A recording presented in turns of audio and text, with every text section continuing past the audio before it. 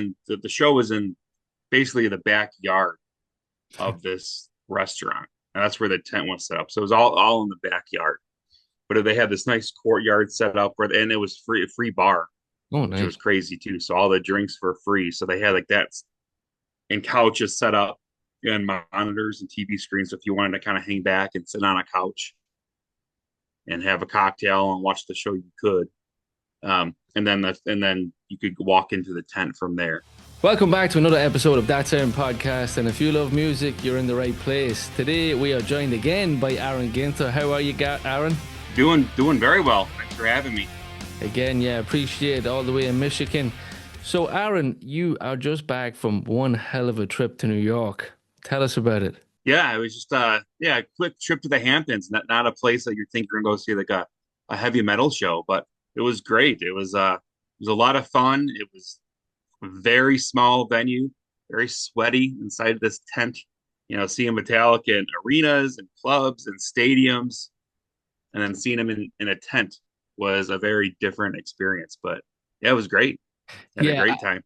the footage that I seen as time went on, I did notice that Kirk Hammett had less and less clothes on, so it must have been very, very hot in there. Yeah, you could see the steam rising, right? Like after a little while, it got really toasty in there. Yeah, and Wow. he was stripping after a while. So, of course, you were lucky enough to get there. 250 people, maybe a little bit more. Metallica, like it's a long, long time since they played, apart from, corporate stuff and that. But for fans, 250 people in a small tent in the Hamptons, like it's unbelievable. It all boils down to this new Yeah, Sirius FM station that they hooked up with. I think it's about a channel 42 on Sirius FM. So it was kind of an exclusive party for yes, uh, yeah, Max and Metallica. yeah, yeah. I haven't caught. I don't think we can get it over here in Ireland, but I was trying to find ways of streaming it online. But I think I'll have to work some magic and try to figure it out. I heard good. Oh, there's got to be some way to do it. Yeah, yeah. I've Yeah, heard. there's got to be some way. Yeah, And yeah, and yeah, ain't upset. but yeah. So you were very, very lucky. One hell of a trip. So when you found out you got the ticket to go, was it like drop all and just we got to go to New York? Yeah, exactly. It was like an immediate. All right, got to start looking at flights, and we got to start looking at hotels, and then you're texting, the other people that were lucky enough to go and see who's going, who's not, and where are you going to stay and all that. But you're right. It was like a drop everything. Usually when the tour announces, you're like, okay, what shows can I do? Do I want to go? Do I want to go to this city? Whatever. This one is like, yep, 100%. No matter what, got to make it happen, and Oh I just figure out how to make it happen. yeah, that's one of them shows where when you find out you Easy get, decision. yeah, when you find out you get to go, you're like, okay, no matter what's, scheduled ahead, work or family commitments of that, everything's out the window because that's once in a lifetime to catch them in that small arena. Um, I know there was a lot of celebrities as well there. It just proves how big this band is that everybody wants a ticket to this show. You had Chad Smith, you had Paul McCartney, Sylvester Stallone, among many, many more, I'm sure. Must have been pretty cool mingling in with them guys too. If you can get Paul McCartney to come out to a show, so So try to give us a play-by-play when you got to the Hamptons, you met up with your friends. What was it like on the morning of yeah. the 28th, rocking up there? Well, it's a little bit different from any other show because you don't know. Like I said, the stadium shows you know their routine. You know where to go, when to get there, and we kept getting all these emails from the club saying, "Hey, traffic's going to be really bad." So we got there, I think, like at 10:30 a.m. Wow. Super. I mean, that's a lot earlier than I've ever gone to a show in a long time. Yeah. But we just met up with our friends and found a place to have lunch. But we found the little, bar that the venue was at. There's people already camped out in line, that had tickets, and then there was a line for people that didn't have tickets. So there's people already in both lines kind of hanging out. And so we just did that and then just waited until 4:30. 4:30 is when we were able to check in and kind of get our wristbands and everything for the show. And it was obviously hot that day. It was a little bit hot. It was perfect though. It was like in the mid 70s. I felt it Oh, was perfect. that's not too Yeah, bad. there's a nice little breeze. Yeah, I felt it was really good. It just got really hot when all those people were Yeah, smushed up inside. next to each other in the tent. But outside it was great. It was great weather. It's perfect. And did you get right up at the rail? No, so me and like my group always tend to kind of stay back a little bit. We were yeah, maybe like three or four people from the rail, and then for myself, I was back against like the side of the tent, just kind Okay. of hanging out. But it was perfect because I kind of had my own little personal bubble, Yes, which was yes. nice, And you but can still come had a and go. great view Yeah. and able to take some good pictures and stuff like that. So it was Yeah. perfect. I'd say everybody had a good view in there. Like it was just like so intimate. Like it's amazing to think that, Oh yeah. that small of a crowd. Do you think that the band were more nervous because it was so intimate, or like obviously this is a no sweat off their back, they're at this over 40 years, but did you feel a different vibe from the band? I think more of an excitement type thing, Okay. because it's new for them. So it's a newer experience for them. They're not playing in a stadium of 60,000 people anymore, like on the donut, Yeah. the 72 stage. They had this little space, little crowd. But you could just tell the energy was just off the charts. I felt they had more energy, at least to me, in my opinion, than I've seen them in a while. They seem to be really, really having a good time. And was there more interaction with the crowd? Did they have little chats more, or did they just kind of go through the motions? I know that they did. No, it was very little of that because they only had a small window to play. I Oh, think they played an hour and 40 minutes and they played 13 songs, almost a full yeah, concert. They usually play 15. So there was like very little talking in between, um, not as many um, like sound tapes, the beginning of yeah. the songs, We're just kind of where they're rolling off the in, stage and rolling the in. tape rolls. Yeah, there was very little of that. So it was just yeah, it was great. It was kind of like a no break, just nonstop music.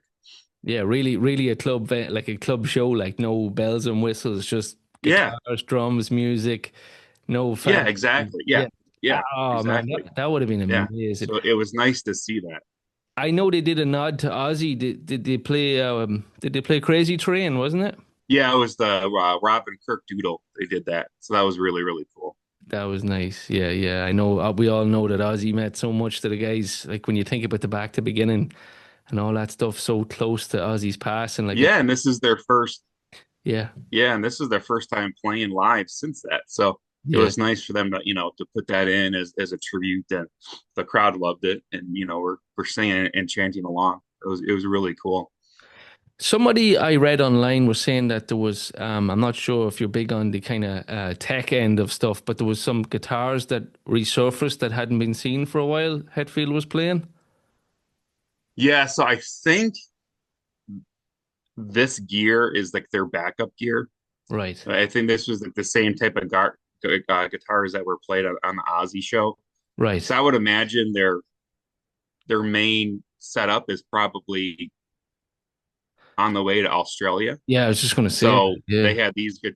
Yeah, they had these guitars, and I would assume this will be the same setup, um, guitar wise, that'll be in next month for the Salesforce show in San Francisco. yeah. I Don't did. know for sure, but Yeah. that's what I'm figuring. Yeah, 'cause it was definitely the backup guitars that they were playing. Well, Kirk had Greenie, of course. He doesn't go too far without that. Yeah, yeah, that was the only Yeah, one that you knew, right? Yeah, I've seen that one lately.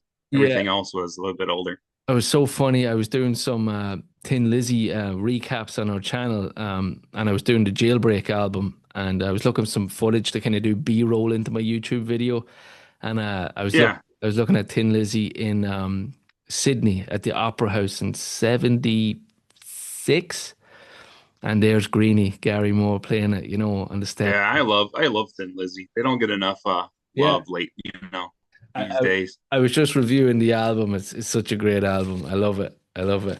But Nice, uh, nice. but just to see Greenie and to see Yeah, the history, and obviously with Peter Green as well, like that guitar has been on the road a long time, man. Long, long time. So yeah, it was amazing to see Greeny, all the mileage that it has on it, and of course that's why Kirk doesn't leave it too far out of his sight. So the set list then, Aaron, let's take a look at it. I don't know about you, right? But I was kind of maybe a little bit disappointed. Um, I thought you guys were going to get some deep cuts, but it was pretty much a kind of rinse and repeat, right? Yeah, and I mean, and I kind of expected that this is more of a corporate gig. You're probably going to get the biggest hits.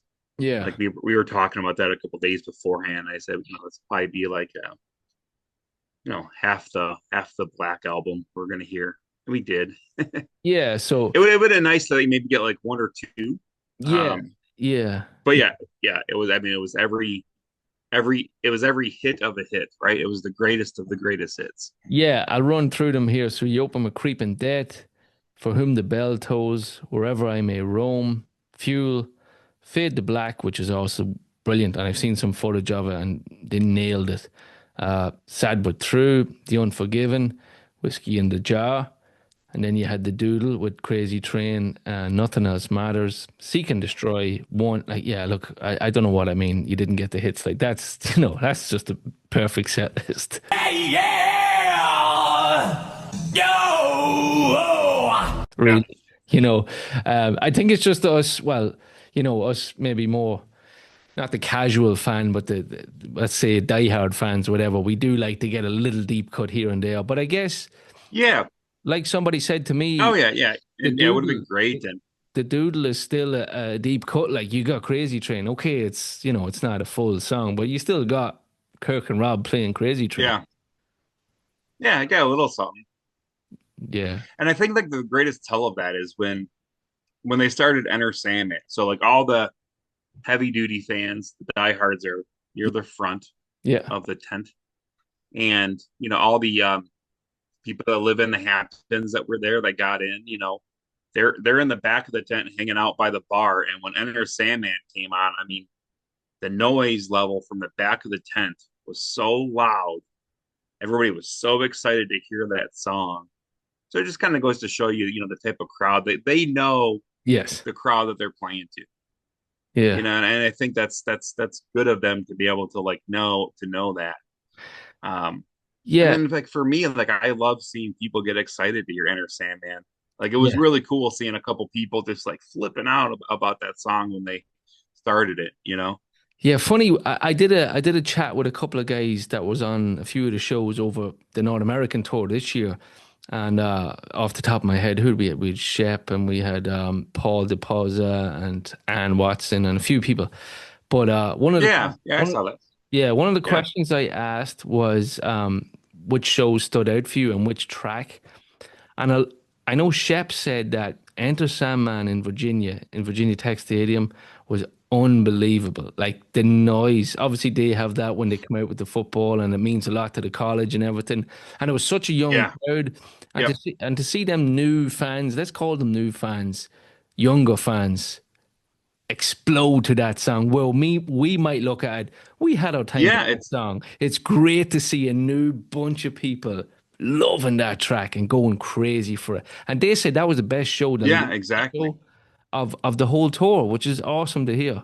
Exactly. That's the way I look at it too. You have all these diehards. We've seen a lot of shows, but and been around for a million years going to these things.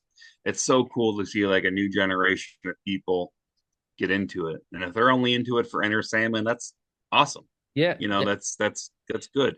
yeah. Like we all have one album or one track that got us into that music. So nine times out of ten, it's usually the Black Album that we all kind of Yeah, paved our way into it.